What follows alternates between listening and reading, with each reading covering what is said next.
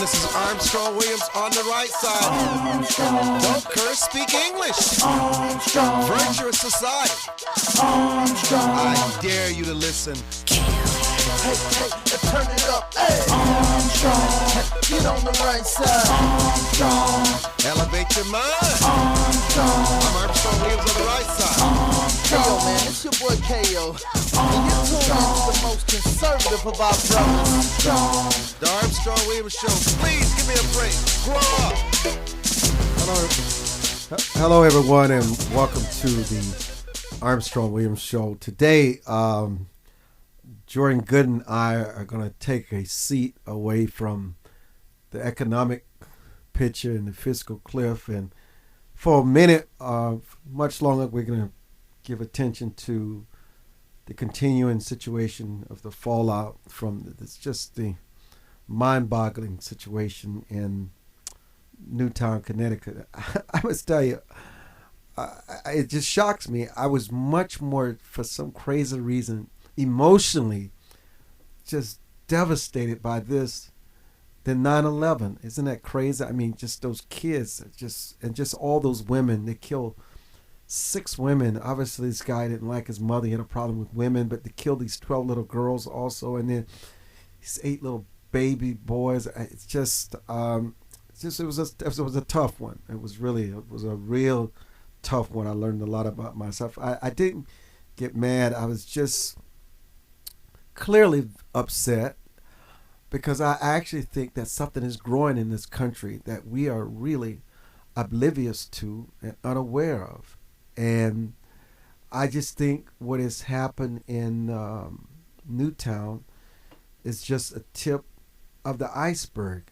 I think what happened in Aurora, Colorado, the shopping malls, there is something that is growing in the suburbs that we don't talk enough about.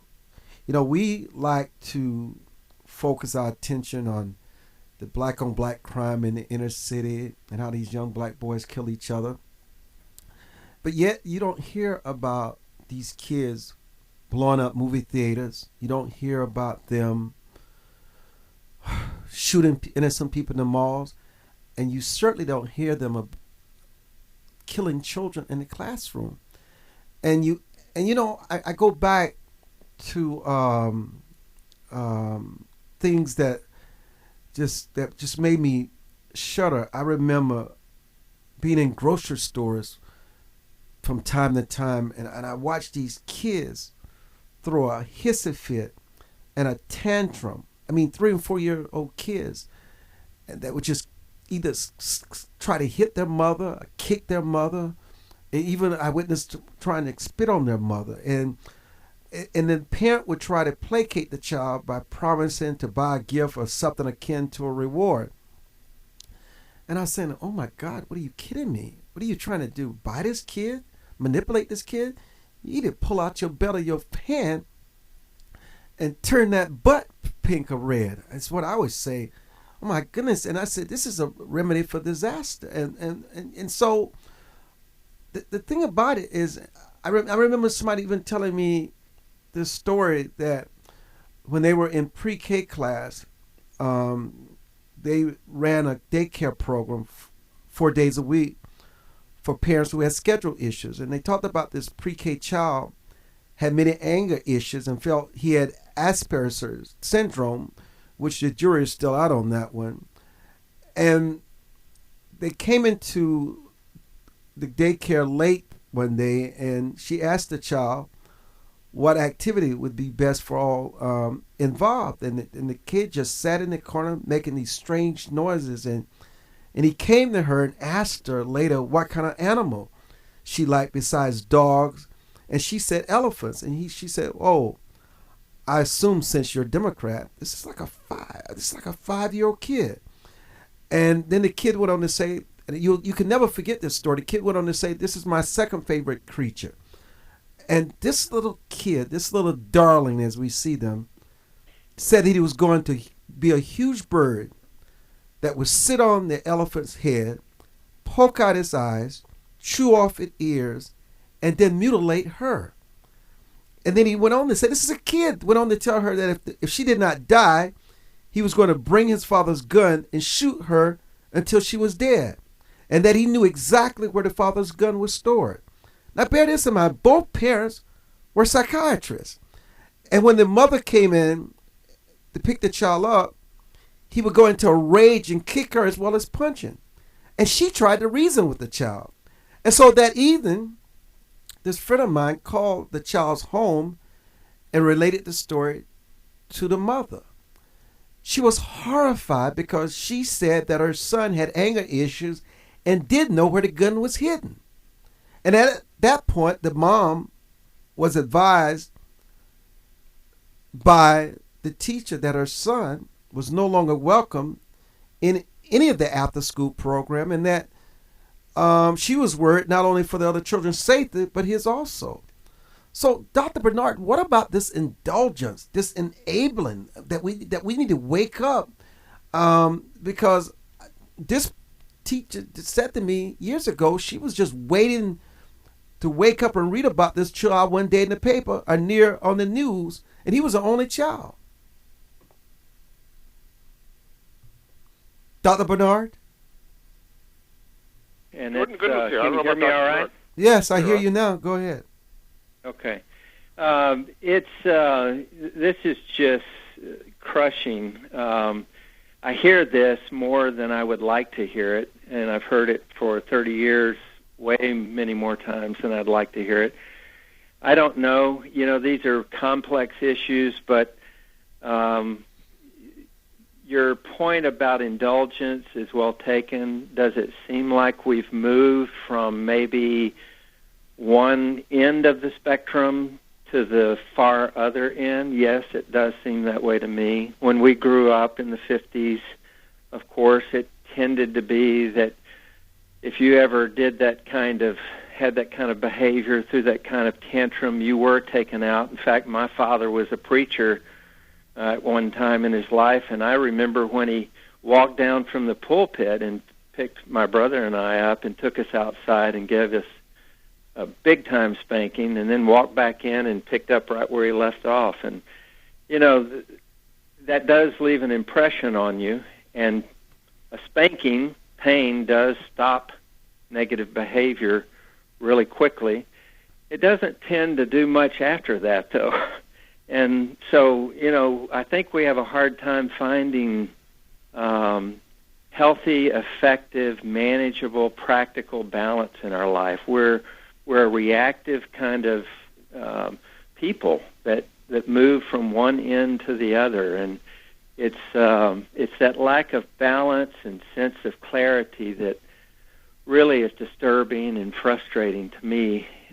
We wait until things like this happen, then we respond, and then we start talking about guns and all these different things. And I think all of them have a place in our discussion with public policy, with security issues, all kinds of things. But, you know, we've got to get back to some very basics about holding our children accountable to our microcosm, our family situation.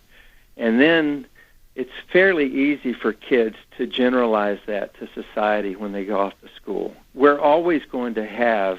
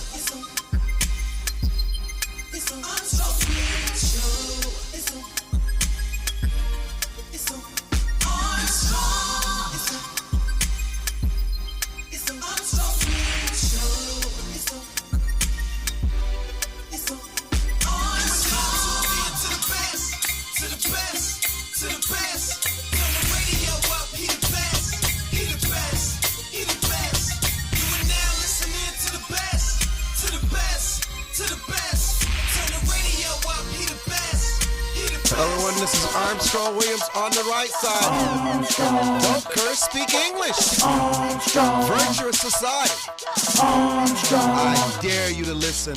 Hey, turn it up. Hey, Armstrong, get on the right side. Armstrong, Elevate your mind. Armstrong, I'm Armstrong Williams on the right side. Yo, man, it's your boy KO. And you're tuned into the most conservative of our brothers. Armstrong. The Armstrong Williams Show. Please give me a break. Grow up. Responsibility, and that's something parents have to step up to the plate and deal with. And yes, public policy can be helpful in that, and we need to have that dialogue as well. But I go back to your statement about this kind of indulgement and entitlement. That is the bane of our existence right now, is that we somehow are reinforcing, strengthening this notion that we all have these rights to our way, whatever it is that we want. And we do have some rights, and I'm real clear about what those are for me. But the rest of it is a privilege, and we've got to start off teaching our children what that means, the difference between a right and a privilege. A privilege is something you earn. You're not given it. You must do something. And so somewhere along the way, children have a very difficult time transitioning from, it is my right, you have to take care of me, to now, I must behave a certain way. I must cooperate. I must be a team player to stay in this family. And if you bring that up to parents, which I do daily, I get the most unbelievable reactions from people. Like I'm this very cold-hearted person suggesting that they somehow remove their children from their home. And the notion for me is there has to be a ceiling. There has to be some parameters that we're willing to live with. And children need to know, to stay in this home, we must behave a certain way. We must cooperate. Jordan, and if we're to get the benefits, the privileges from a family, from a society, we must contribute in a meaningful way. And we've lost that, in my view. Jordan, your observation? Well, I think if you start having to spank kids, something's gone wrong. That's not a sign of being under control. I mean, I never got spanked because I wanted to cooperate, and I felt listened to. I think you get a power struggle going on, and the kid doesn't feel listened to, and the parent then has to impose their power on them. It gets into this power struggle, which makes it worse. So you're talking about the kid. You're talking about the kid as if the kid, beginning, and you won't have to get into those power struggles. You're talking about the kid as if the kid isn't equal. Well, in some ways, they're a human being, and I think if you treat them right, they will cooperate all you want. And if you treat them wrong, meaning having power struggles, I just had this experience over the weekend. I was at a relative's place where there was constant power struggle with a kid, because the kid's 17, and it was just battling, the parent forcing them to do what they want, the kid forcing back. It was a completely unhealthy environment. If you get to the point of spanking and power and all that, something's gone wrong. We're not talking about a 17-year-old. We're talking about when they're young, very young. By the time a kid's 12 and 13 years old, I don't believe in spanking the kid either. We're talking about something entirely different here. If you're having to spank, if you're trying, I never got spanked. Maybe you did, Armstrong. But of course, and I appreciate it. I know most people have been spanked, and there are always exceptions like you. But let me tell you, if somebody's having a power struggle with a 17-year-old, they're going to lose that power struggle. That kid's too far gone. You're right. Yeah, you're right. But I'm talking about the earlier ages. I don't think force is necessary either. I mean, if you set up the right conditions, and to me the right conditions is the kid feels listened to and empowered, he won't have to get into this power struggle. Now, maybe that's optimistic. I agree with that. So we're back to what are the principles that guide this system? Well, when you said, well, you're talking about this child like they're equals. Well, they are not equals in that way. That is true. We are equal in that we all have certain rights. Now, what are some of those rights? It starts off at an early age that a child does have the right to choose how they want to behave. I believe that. Now, we may say, oh, no, they don't. Okay? By all means, go in there and control their choices. What you get is this power struggle. and it's one that I assure you, you might win some of the battles, but you will lose the war, and we will lose that kid. So what I'm suggesting is we should honor children's choices, but we do have the right as their parent and the obligation to set up the environment in such a way that they get clear, reasonable, and very precise consequences based on their choices. And most children will learn from that. You won't have the power struggle. They will learn from that. I'm saying that there will be about 1 to 3% that will not, for whatever reason. They're not going to make that choice. Now, we can label that as a mental illness. We can say, well, they're just evil. My grandfather, back in the 50s and 60s, said these people have bugs in the blood. That was his way of saying it's genetics.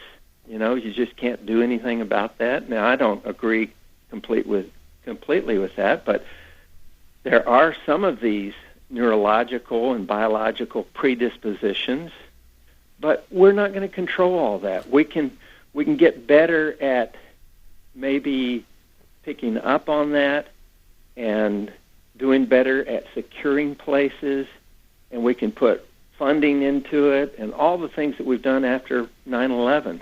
But there will still be some of these tragedies. Now, what could we do to refocus our energy? I think we start with our own children. Let me interject here about what you just said, okay? Because obviously I am not necessarily in agreement with Jordan, but I'm not necessarily in all disagreement with him. You know, I want to have you guys flesh this out, because I think there could be some cultural or family differences in how people raise their children. And how do you provide discipline to your child so that they can function well at home and in public? I think that's what we want to do, because every parent wants their child not necessarily to be happy, but you want that. You want them to be respectful. You want them to be respected by others and able to find their place in the world as well-behaved, contributing adults to society. And nobody wants to be accused of raising a spoiled brat that goes out and commit the kind of massacre that we saw over the weekend and that we've been seeing here lately. But sometimes it seems that these goals are miles away from that child's current behavior. And we see it in other children. Jordan just alluded to it about this weekend.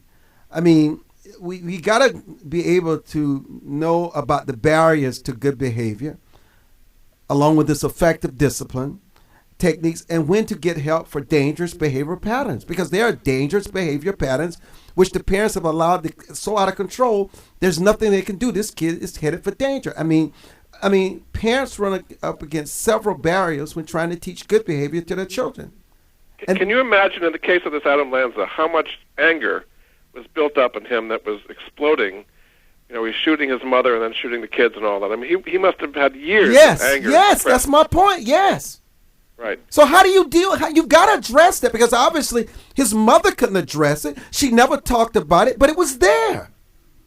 She was homeschooling him. Yes. She was with him all the time. This boy totally went ballistic. It was based, maybe it's chemical, maybe it was Asperger's syndrome, but I think it was more than that.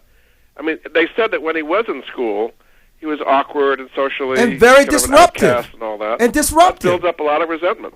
And the same thing with Lochner, the guy who shot Gabby Giffords, and the guy who shot up Aurora, Colorado. They're loners who are not respected, and you know they just go into their own deep worlds and come out shooting. And you know, something's got to be done about that. And sometimes parents can't understand this. I mean, children are different. There's some children that all you got to do is look at them a certain way, and they'll behave. But some kids, how rare you may say it is, need to be spanked. We're going to slip in a call here briefly. Alan, go ahead. How you all doing today? Fine. Doing great. Good. Well, just a quick comment based on the individual that says he hasn't been spanked.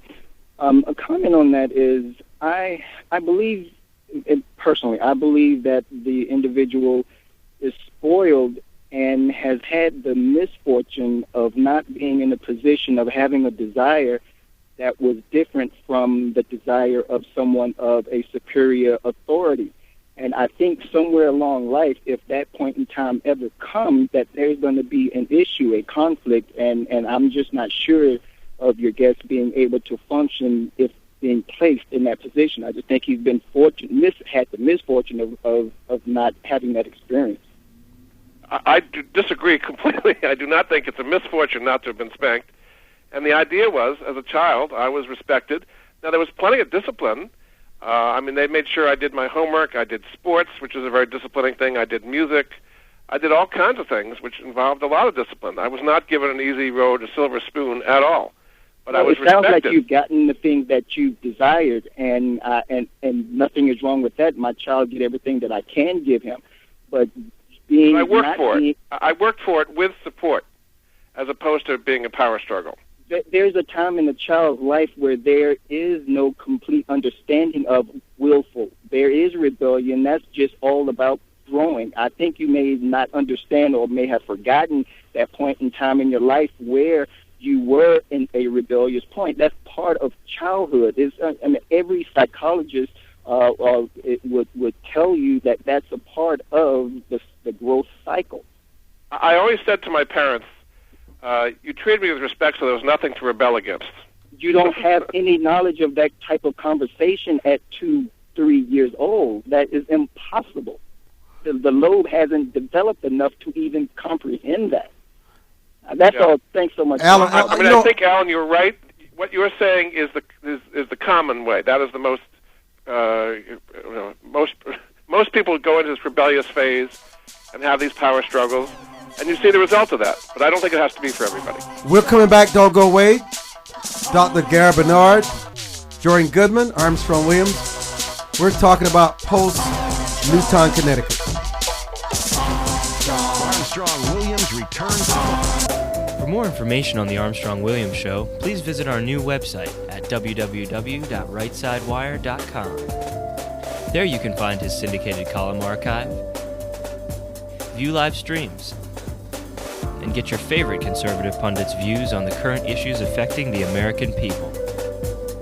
From building wealth to foreign policy, stay connected with Armstrong Williams and his colleagues at the all-new www.rightsidewire.com. Does your school, team, church, or charity need a new fundraiser? Do you need to work out of your home or part-time? Are you a small business that can use an additional revenue stream? Then you need Yellow Llama. Do you need affordable web services or tools to enhance your existing business? Are you a graphic artist who wants to create a revenue stream with your art but not get ripped off? Then go to www.yellowllama.com. Hi, this is Armstrong Williams. What does it mean to be conservative? Freedom of speech, freedom of free enterprise, freedom of assembly, less government, less taxes. As a matter of fact, a flat tax. Everyone should pay proportional tax. It doesn't matter whether you make 100 million or 10,000. Everyone should pay their 10%. Everyone should have something at stake in this American economy. I'm Armstrong Williams expressing what we mean by conservative traditional value. America must change course if we hope to survive and save the American dream for our children and grandchildren. How do we fix Social Security and Medicare? How do we cut government spending? How do we reform health care? How do we simplify the tax code? The Heritage Foundation has a bold plan that tackles these tough problems using common sense solutions that leave partisan politics on the sidelines. Find out how we can save the American dream at savingthedream.org, paid for by the Heritage Foundation. Hi, this is Armstrong Williams with an opportunity to own a piece of paradise in Nassau, Bahamas. Spectacular land prices, 8,000 square feet, 20,000 square feet lot, affordable prices, hilltop properties with views of the magnificent sea. Just call 242-677-3120 or 3121 or go to info@rightsidewire.com and leave your information. Where heads of state, sports, entertainment, and political celebrities meet. You're listening to Armstrong Williams. You know, I think the point should be made that I think we all understand that strict child discipline can stunt a child's emotional development if they're not allowed to make mistakes and learn from them. And I mean, keeping such a tight rope and tight rein on a child that he is never allowed to fail prevents him from really experiencing life's natural consequences, and those consequences are responsible for so much growth and maturity over the years. It's far better to let them experience these consequences as a child than to deny them, which could lead to excessive risk taking when they're older. But I'm just trying to ask, how do you balance that out with children who have severe emotional problems and the parents try to hide it because they don't want to face the fact that their children are scarred, and it plays out on a larger scale later in life because they never addressed it, Dr. Bernard? Well, you do it exactly the same way, Armstrong. The formula is one it's a complex problem, but the formula is quite simple. You do try to become an expert at delivering consequences. What we do as parents, what we should be doing as parents, is the antecedent, the thing that comes before a kid's choice, whatever it is. Please turn this video game off and go brush your teeth, and get it done in the next 5 minutes. Okay? That antecedent should bring about the desired compliant behavior of turning the video game off and going and brushing your teeth, because it's reasonable.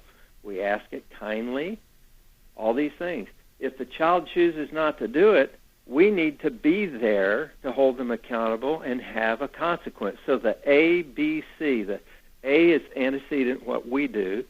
The C is the consequence, what we do. The B is all up to the kid. That's the behavior, the choice. And they will learn, unless something's neurologically wrong with them, they will learn this. Now, they may be so strong-willed that it takes them many more trials than most kids. They're stubborn, rebellious, whatever. But that is still the same formula. And, just because it's difficult doesn't mean that we throw it out the door and revert to being angry and spanking a lot. I was spanked. I have no emotional problem with spanking, no religious problem with spanking. My problem with spanking is it has been studied and studied and studied and studied, and we're real clear. It is not an effective way to manage behavior. Oh, I don't agree with that. It isn't. It is I don't agree with that. Delivering pain, and yes, it will stop a behavior, but it does nothing to the thought process or the emotional side of a kiddo to help them then take personal responsibility. Maybe the kids today are different than the kids of yesteryear. It's all the same. That's why I don't have a problem with it. I was spanked. I'm not a mass murderer, and I'm not a child abuser. I get that. Let me give you this point, Jordan. Let me give this point to you and Dr. Bernard. Yeah. Okay, these kids, they sit around and watch these vicious, violent video games. And you know what it's like with these video games. I've watched them with my godsons and kids that I've helped raise, and it's traumatic. So this kid goes, he kills his mother, then he goes to the school, and what he wants to do is unload and kill everybody in the school, not just the classroom. That kid went there to kill everybody in that classroom, in that entire school. That was his goal. But what happened? He realized the cops showed up, and he realized it was a real cop with a real gun. And what does this mass murderer? What does he do? He kills himself. I mean, obviously, these kids can't separate this violence they see in the media, which is so responsible for what we see, and in Hollywood, and what the headlines, when you go out and kill, you become a martyr, you become a hero. Everybody's talking about you after you died, and therefore I've won. Yeah, very much so. It's interesting. The same 17-year-old I was talking about over the weekend was doing these video games, and I must admit I had not seen them recently. He was doing the Grand Theft Auto and the Call of Duty, and all. It's unbelievably violent. You go in 1 minute, you might kill 30 people. It's just one killing after another, with blood flying all over the place, and it just completely desensitizes you to killing people. It's just like, well, of course, and it completely empowers the person with the gun. And so, to me, that attitude, it's kind of an entitlement. You've got a gun, you're entitled to do whatever you want. It carries over to life. It's hard to kind of come out of doing hours of that video game and then kind of being normal. I think it definitely has a very... when our tendency is to live virtually nowadays, socially and otherwise. That's true. That is true. So this kid went to that place to kill everybody. Right. That's Well, what he was when you're trained in a to video do. game, Yes, what he was if you trained don't to kill do. other people, Yes. you get killed yourself. Yes. That's the way the games work. That's the way the game works. He saw it as a game. He could not separate it, Dr. Bernard. It could be. Yeah, we Could don't know be. that for sure, but No. well, it could be. I'm not a big fan of these things, you know. But Have you seen any of them? Have you? Absolutely, I have. You better believe I have. Yet, I'll It's tell worse you, than it used to be, don't you think? This is an interesting thing, though. You can line up 100 kids, okay, and you can control for their age and gender and their socioeconomic background and pretty much their religious teaching and training, and you will have a certain percentage that can watch that stuff, and then they move out of that phase and they move on with life, and it does nothing to them. Let me stop you and tell you the difference. Let me tell you the difference. What changes some and not the majority. How about these forced vaccinations that lead to autism, which led to the selective serotonin, reuptake inhibitors, drugs, and combined with playing violent video games could lead to this. And as soon as he saw a real cop with a real gun, he killed himself. These kids are so over-vaccinated and so drugged, especially when we believe they have mental illnesses. What we do is give them drugs. Are you telling me we can't separate the drugs from their behavior? We can't separate the drug from their behavior? The drugs. These kids who are on these drugs. It induces this behavior because they're not like everybody else. These kids have serious mental challenges. Yeah, well, I don't think there's any clear evidence that the drug, a selective SSRI, selective specific reuptake inhibitor medicine, has induced anything like that. I'm not a proponent of medicating kids as a first line of treatment either. So, you know, and in our state, psychologists don't get to do that. In a few states, you do if you jump through some hoops and whatever. So I'm not pushing drugs, but see, to me, that's like saying, yes, that should be something we talk about. I'm not for the quick fix of, well, let's go get someone to give my kid medicine. But that's like saying, let's take medicine, pharmaceuticals and medicine, which I have issues with, and let's put it up here as a target, just like guns are. Well, okay, so now we're in this game of trying to control everything. That's one way to do it. I don't believe that's a very effective way to do it. It's almost like saying, let's control kids through spanking. That's one way to do it. I just don't see that that's sustainable. I don't want to follow my kid around the rest of their life and spank them. Today, a lot of kids are being diagnosed. You know, a lot of kids today are being diagnosed with ADD and all that, and they get Ritalin very commonly. And this never used to happen before. I don't know what we called kids, but it wasn't ADD. No. Well, we'd call them. I would defy anyone to show me any evidence that Ritalin, methylphenidate, the medicine, induces killing sprees. Maybe it's something you should research and think about and open yourself up to. Well, people have done it, Armstrong. That's been around since the 30s. Are you kidding me? I'm not saying that's what we need to be doing. You're pretty defensive on this, Dr. Bernard. I think we've hit a sore spot with you. You're pretty defensive. I'm just saying, listen, like we're listening to you. We're all here to learn. There's something wrong. Maybe everybody can contribute something to what this real problem is. Well, I might sound defensive, and if I do, I'll ratchet back down because I don't want to sound defensive. But this isn't a new discussion that I've had. I've had this for years. I'm not a proponent. I don't treat people with medicine, so that's not even an issue for me. But here we are trying to make it an issue. Somehow we're saying medicine is somehow involved in this, and it's almost in reverse the same thing that's happening when we as parents say, I don't know how to handle my kids. I'll take them to see a shrink and let them give them medicine, and maybe that will control them. This is the same logic in reverse, that it's the cause of it.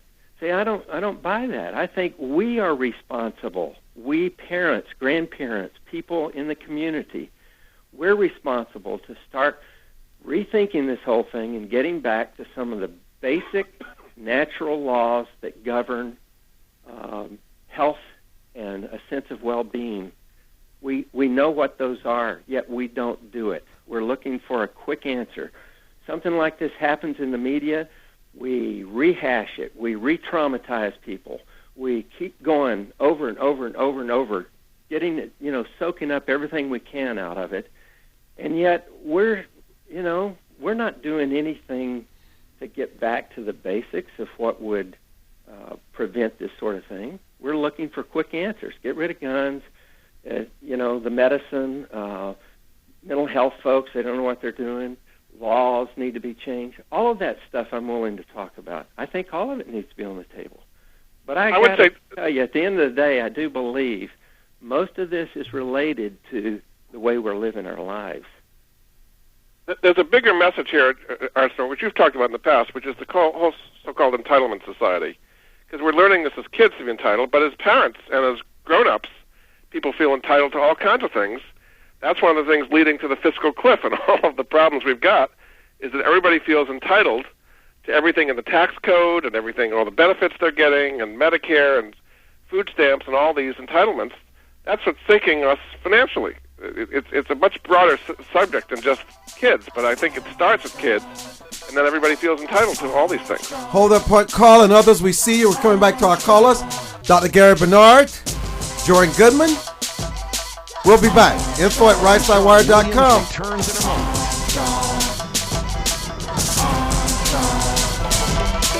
For more information on the Armstrong-Williams Show, please visit our new website at www.rightsidewire.com. There you can find his syndicated column archive, view live streams, and get your favorite conservative pundits' views on the current issues affecting the American people. From building wealth to foreign policy, stay connected with Armstrong Williams and his colleagues at the all-new www.rightsidewire.com.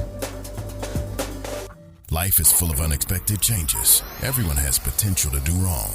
And when they choose to do it, contact the Bucksell Group for your private investigation needs. TheBucksellGroup.com or by phone at 202-243-9746. Whether there's an instance of a cheating spouse, child custody, process service, or security, don't continue suspecting. Get closure so that you can move on with your life. Visit TheBucksellGroup.com now or call 202-243-9746. If you think it's happening, it probably is. To travelers along the road of life who have fallen asleep at the wheel, to the many who woke up in time to avert disaster and get back on the righteous path. For the ones who crashed and survived and now adhere vigilantly to a virtuous and righteous path. Finally, Armstrong Williams' much-anticipated new book, Reawakening Virtues, gives his insights into these daily challenges and much more. Reawakening Virtues is available in bookstores and at Amazon.com. Join the millions of Americans who pursue one of our country's finest traditions, from hunting to sport shooting. Since 1871, the NRA has grown as a service organization involved in all aspects of shooting sports and is a proud defender of the Bill of Rights. Join today to begin taking advantage of exclusive membership offers and discounts, including up to $25,000 in insurance coverage. Contact the NRA today. Call 1-800-672-3888 or visit nra.org. Most Americans simply have never been taught the basics of money management, let alone how to secure their financial future. But there is hope. Financial Education and Literacy Advisors, also known as FELA, does what others don't. FELA teaches financial education. If you'd like more information about providing a financial wellness program for your employees, or a credit-bearing college course in personal finance, or other valuable programs, please visit myfela.com. That's myfela.com, or send an email to info@myfela.com. Elder Chicks is an exciting part of the fastest growing segment of the population. Women in their 70s, 80s, and older who are mastering the art of a senior life. We're no longer unseen and unheard. We're providing role models for each other and the baby boomers who are fast approaching retirement. Join our virtual community. Hit www.elderchicks.com on your computer keyboard.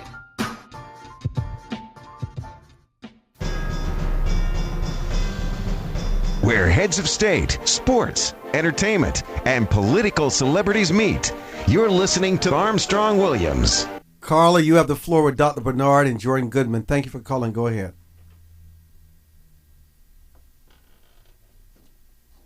Carla? Gary Bernard? Hello? Yes, Yes, I can I'm hear here. you. Okay, go ahead, Carla. Yes. Uh-huh. I just wanted to say that it never ceases to amaze me how we as imperfect people can come up with so many different terms to describe what's right or what's wrong with the world. And not so much the world, but the people in it.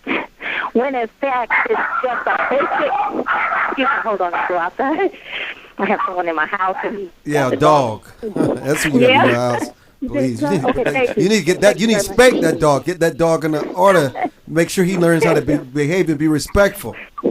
Well, I guess I'm going to include you with it because you need a spanking every now and again, too. Uh-oh. I like that, by the way, but go ahead.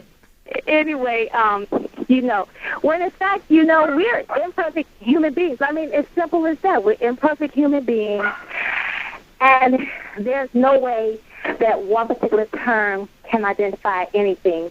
I think that basically if people would learn what the Bible really teaches and stop trying to interject their own opinions into what's right and what's wrong with this world and just allow ourselves to be guided by God's teaching and not our own. And I think that as far as the movies and the types of video games that we have today, it's really no different from in the past when we grew up on the hero characters. We have had children who have emulated the desire of wanting to be the Superman type, and they, would go outside and play and pretend. But unfortunately, today we have young people who want to emulate the enemy, and the reason being is because now most of the programs, the games and stuff that we have today seem to glorify, it seems to be a way of life, the villain. And when you take young children and expose them to these kinds of things, whether it's intentional or unintentional, you're developing their minds because they are very impressionable. They do not understand. And if they're constantly sitting in front of or listening to these kinds of things that have these subliminal effects, then what do you expect? We have a lot of children who were raised as latchkey kids. They were raised to think that they were grown, that they could handle things on their own. You leave them unattended. There's an old saying, what is it? Wasted time is the devil's workshop. So you know what? We have to constantly do what the Bible tells us to do, and that is to raise our children in the way that is proper. And even if they go astray, if their mental stability training has been done properly from birth until, chances are they will have a good opportunity in the world to survive a lot of the things that Satan puts out there, because the Bible truly tells us that this world is dominated by Satan, and he's a spirit, and it's dominated by the demons that were kicked out of heaven. So there is no way that we can control all badness in the world, but if you truly do your part in instilling a child, instilling in the child the way in which they will go, then like the Bible says, then probably they will be spared in the day of God's anger. Thank you. Dr. Bernard, how do you respond? Well, she put that quite simply, and we don't respond too well to things that are that simple. I agree. The problem is the Bible, I guess unfortunately for us, believers or not, isn't a manual on how to do all of that. There are some principles laid out that I think we're missing out on, but whether people choose to follow the Bible or not, we can take those natural, in my view, God-given laws, principles that regulate all life forms in a balanced way, and we can wake up every day and put that into play in our home. And, we're not, as a country, as a world, we're not. That's not a criticism, it's just the facts. And I think that's the number one place we start. There are many other discussions that need to be had, including the science behind all of this, that we think we know, and it's only what we think we know. And I think we need to sit down and talk and dialogue, but in a more informed, hopefully, and concise way, rather than just a reactive way. After these kinds of events, a lot of people are saying things that are probably based on emotions more than thinking through and getting good, clear evidence. And so, right now I think we just need to be, all of us need to be available for those around us that are hurting and provide encouragement, love, try to balance out this evil act, and I do believe it was evil. We can put other terms to it, mental illness, that's fine. None of them are excusable, though. And I think right now we just try to balance that out with a more positive energy, and that would be love and compassion. Those Jordan? are the epitome of human behavior, civilized human behavior. I would agree with the caller. The only thing I would say is I think there's a quantum difference between when we were growing up and Batman and Superman and Lone Ranger and all that, and the kind of violence that you're seeing in video games today that kids are at for hours and hours. I just don't think it's the same deal. They're just much more violent. Without a doubt, you're correct. That is a correct statement. There's no doubt about it. Yeah. There's no comparison. No. It's like we grew up in separate worlds. It's true, and it's not only individuals, but it's groups. Those people are doing this online, where these kids are 10 and 20 at a time, shooting each other up literally all over the world at the same time. It's a group activity to shoot each other up. That's exactly so right. that's their social. They don't see people in person. They don't go outside and play baseball.